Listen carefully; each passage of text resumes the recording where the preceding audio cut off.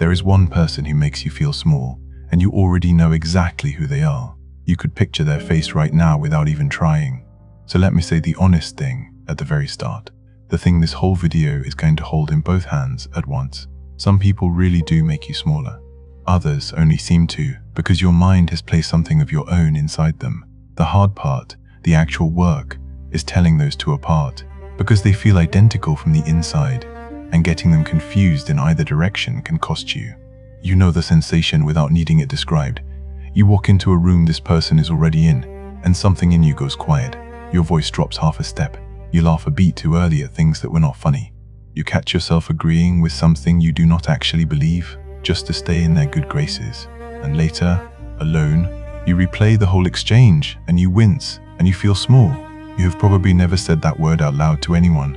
You have told yourself it is confidence, that they simply have more of it than you do.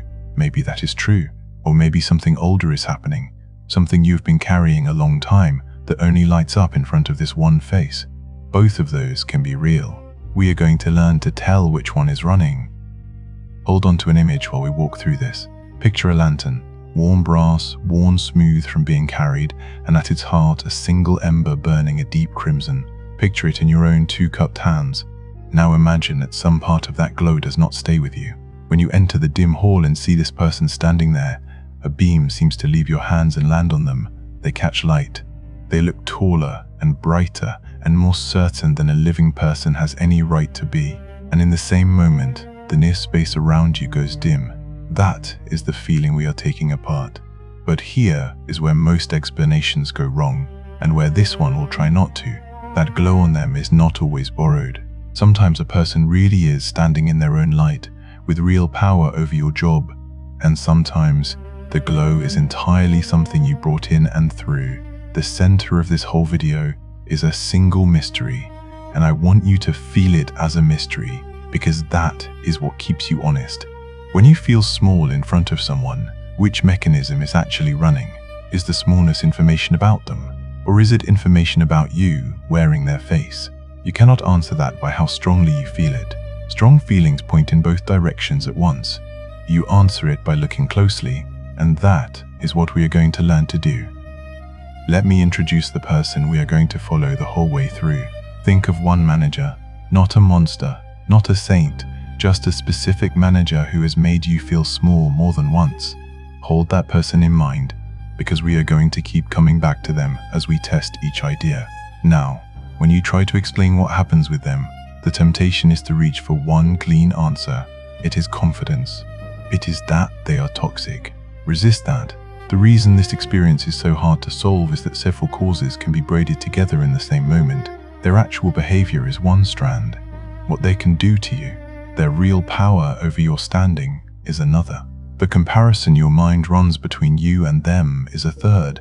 And the oldest strand, the one Jung spent his life on, is projection. The possibility that you are placing a piece of yourself onto them. Usually, it is not one of these. It is some mixture, and the mixture is different with different people. So before we go deep, I want to give you an early stance, a way to stand in the room instead of drowning in it. When the smallness hits, do not immediately decide what it means. Instead, start gathering evidence, gently, the way you would about anything that matters. What did this person concretely say or do? Is it a one-time thing, or is it a pattern that repeats and sharpens when you disagree? Have other people noticed the same behavior, or its effect on you? And here is the strand that tells you the most. Does this exact reaction show up around other, unrelated people who share some trait with them? If it does, that is a clue the source is partly in you. If it only ever happens with this one person, and others see it too, that is a clue the source is partly in them. None of these is proof by itself. Together, they start to tell you where the smallness is actually coming from. I need to close off one old shortcut right now, because it is dangerous. It is not true that if something is selective, it must be coming from inside you. That reasoning sounds clever, and it is wrong. Real mistreatment can be selective. Workplace bullying is commonly defined by repeated negative acts directed at a target in a relationship where the target has difficulty defending themselves. So the fact that you feel it and your coworker does not is not evidence that you are imagining it. It might mean you are the one being targeted. Selectivity is a starting question, not an answer. Now let me take you into the strand most people have never been shown, because it is the one that hides best. When you throw a projection, you do not only throw your ugliness. There is a familiar version of projection where you cannot stand your own selfishness, so you see selfish people everywhere. That is real. But there is a second kind that later Jungian psychology takes seriously, and it works the other way. You can also project the good you have not yet claimed, your own competence, your own authority, your own permission to take up space and be the one who knows. Think about that with your manager. Suppose what floods you when they walk in is their certainty, the clean way they make a decision and stand behind it. You feel it as their gift and your lack. But here is the Jungian lens, and I want to label it clearly as a lens, an interpretation, not a proven fact about your brain.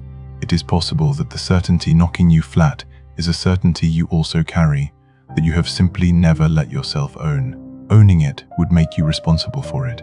It would mean that when you get it wrong, it is on you.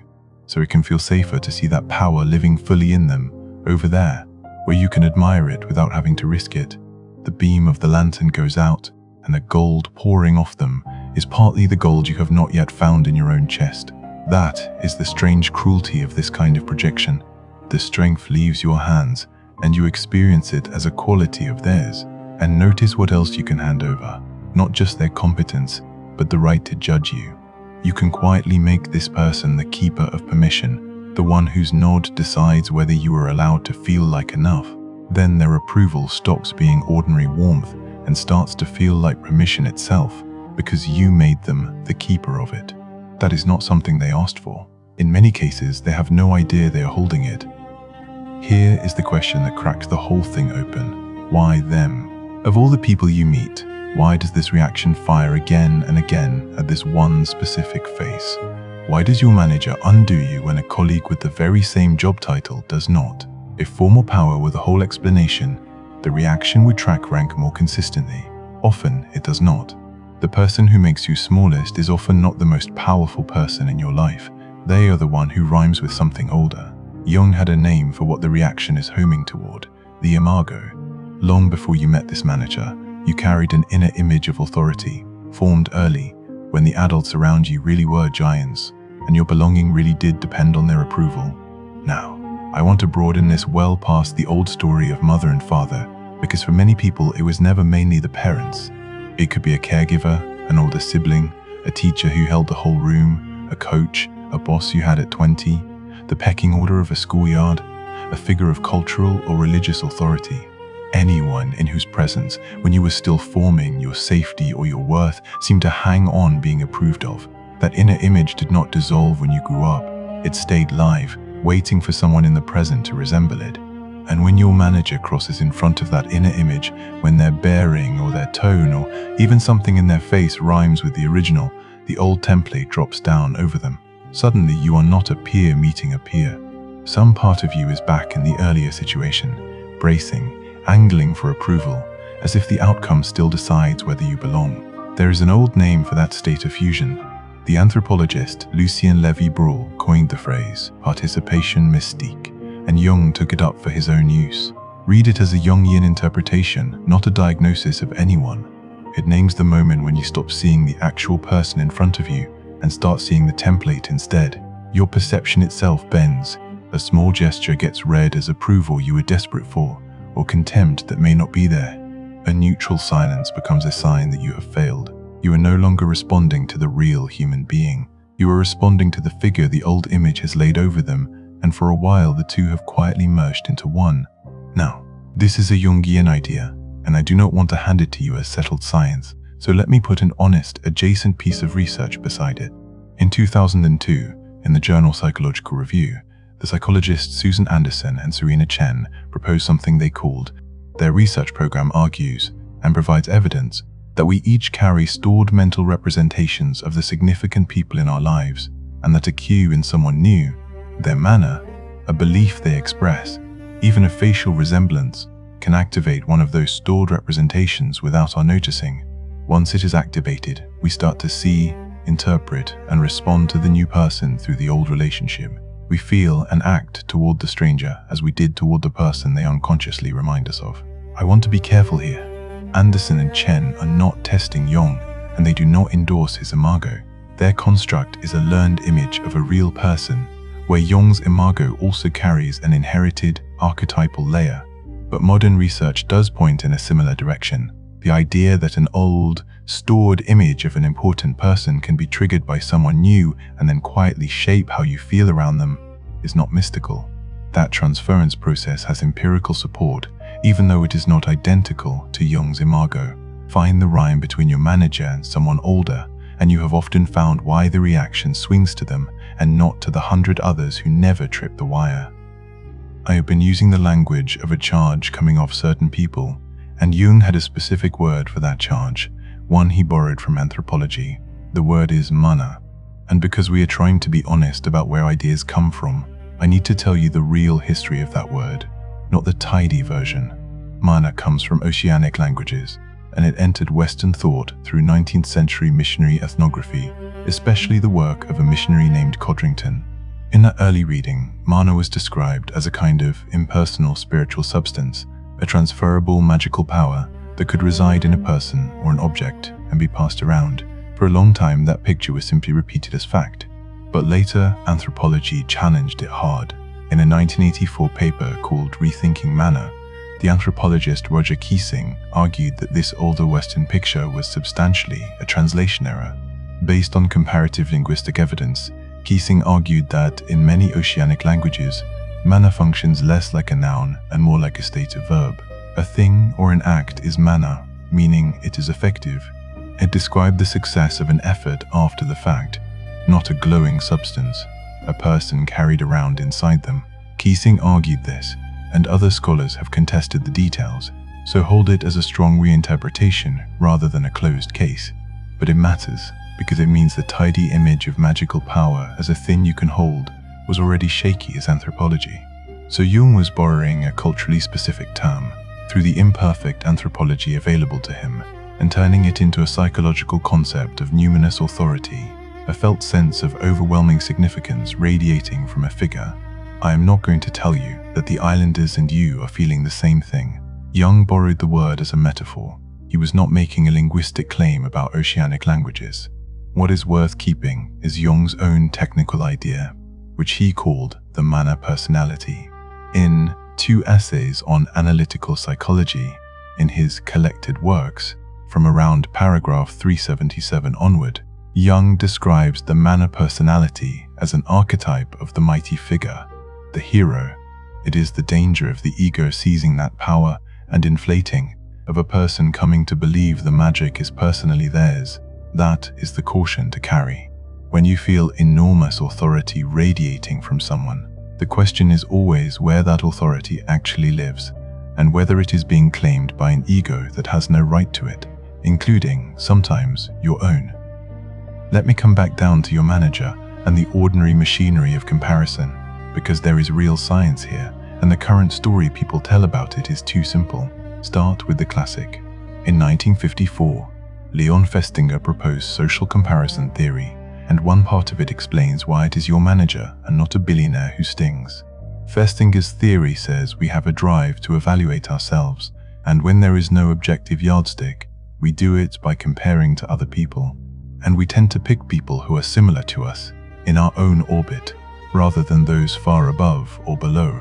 That is why the colleague one desk over can wound you in a way a distant celebrity never will. Now, I want to be accurate. That is one tendency inside a broader theory, not an iron law.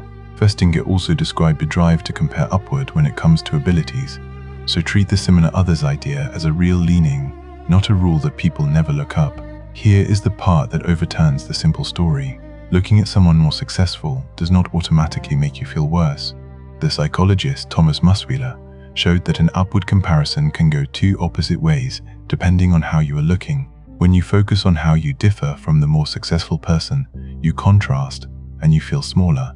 But when you focus on what you share with them, when they feel similar and reachable, you assimilate, and the very same comparison can leave you inspired, thinking, that could be me, same manager. 2 different emotional outcomes that can be influenced by whether your attention emphasizes distance or similarity. So when your manager makes you feel small, part of what is happening may simply be that your mind has locked onto difference. That is not destiny, that is a focus. and focus can move. Now add the strand that gives the smallness its physical bite. In 2004, in Psychological Bulletin, Sally Dickerson and Margaret Kemeny published a meta-analysis of roughly 208 laboratory studies of stress. The lab tasks that produced the largest and longest-lasting stress responses were the ones that combined two specific things. The first was social evaluative threat, which they defined as a situation where your performance could be negatively judged by others. The second was uncontrollability, a situation you could not escape or influence.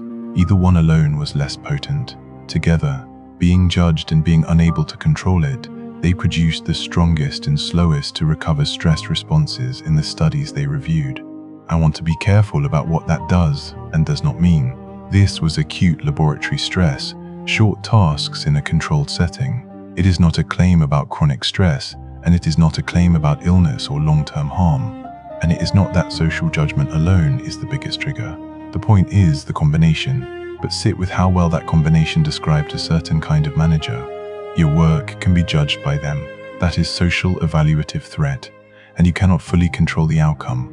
That is uncontrollability. When both are present, a strong physical stress response is not a sign of your weakness. It is a comprehensible response to that kind of situation, not evidence of personal weakness. That may be part of what you feel as smallness, and it can be running right alongside the projection, not instead of it. So look at what we have gathered around this one manager: comparison, social evaluative threat, old relational patterns, and projection. These are not rival answers fighting to be the single truth. The comparison research and the stress research rest on a great deal of evidence. Projection is a different kind of claim. It is an interpretive depth model. So do not let anyone tell you that Jung is the one who finally reveals the machine, while the others merely name a symptom. That is backwards. What Jung adds is not the deepest truth. It is one more question, and it is worth asking last, once you have taken the real threats seriously. What quality, what authority, what right to judge your own worth might you be placing in this person because you cannot yet recognize it in yourself? So now you are standing in front of this manager with a mixture of real pressure and possible projection, and a plan appears. The same plan almost everyone reaches for. If they are up there and I am down here, I will climb. I will get better, earn more, match them, win their respect, and when I finally reach their height, the smallness will end. It is such a reasonable plan, and where projection is part of the mix, it quietly backfires. Because climbing towards someone does not withdraw a projection, it feeds it. As long as your goal is still landing on them, they remain the standard, the shining thing you are climbing toward, and all your effort is organized around their light. You are not taking the projection back. You are turning the lit-up person into an idol, and then working harder to please the idol you built. The higher you climb toward a glow you are still throwing, the more real that glow appears to become. There is a signal that tells you the projection is still running, and it is worth watching for. Their praise. On the day this manager finally tells you that you did well, notice the size of it. A single sentence of approval from them can carry you for a week, far out of proportion to the words. Ask why. A kind word from an equal is warm, and then it is over. A kind word from this figure detonates. It lands so hard because you made them the keeper of permission, and what you are feeling is not really praise. It is permission being granted by the one you appointed to grant it. I want to be careful with this. That outsized joy is a signal worth noticing, and only a signal. It does not prove you are projecting, but it is a good place to stop and ask honestly how much of yourself you have left in their hands. Suppose you look at all the strands, and you conclude that a real part of this is projection, that some of the gold on their face is yours. The work then is to take it back. And I have to be honest about what that costs, because it is more than insight. You can understand every word of this and still walk in tomorrow and shrink. Part of the reason is that, for some people, the arrangement is doing something protective. As long as your manager holds the competence and the authority, you never have to test whether you have it. You get to stay the promising one, the one who could someday, if only. You never have to risk trying and failing to live that capacity yourself. For those people, taking back the projection means losing that shelter, and part of them will fight it. That is worth naming plainly. But I will not tell you that everyone secretly benefits from feeling small, because it is not true. Some people are made small by real mistreatment, and they benefit nothing from it. There is no hidden shelter in their situation, only harm. So I am not saying your smallness is secretly serving you. I am saying that for some people, in some cases, part of the arrangement is protective, and where that is true, be ready for the part of you that would rather keep the excuse than take back the strength. Where it is not true, do not manufacture a guilt that does not belong to you. So how do you actually work with this in a real room with a real person? Not one trick, but 2 tracks. And the first job every time is to figure out which track you are on. The first track is internal, for when the evidence points back at you, when the same reaction follows you around, unrelated people with similar traits, and when this person has not actually done anything harmful.